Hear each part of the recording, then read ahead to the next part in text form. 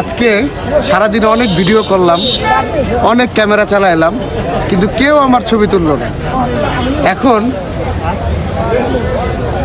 একটা বিষয় রিভিউ করার জন্য আসলাম, সেটা হলো এই বিখ্যাত হেলমেট, দ্বিতীয় বিশ্বযুদ্ধের সময় পাওয়া।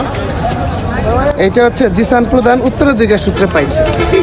এই হেলমেটের রিভিউটা আজকে আমি করব, আপনারা দেখবেন। এটা হেলমেট, এই হেলমেট পরা জার্মান সোলজাররা দ্বিতীয় বিশ্বযুদ্ধ করছে, ঠিক আছে?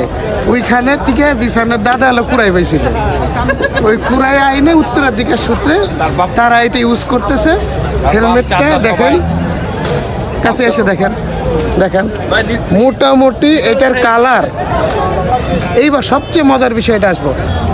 সো এই হেলমেটটা চিন্তা করতেছি যে বাংলাদেশ ন্যাশনাল মিউজিয়াম যদি না নেয়, আমরা ব্রিটিশ মিউজিয়ামে পাঠানোর চিন্তা ভাবনা করতেছি।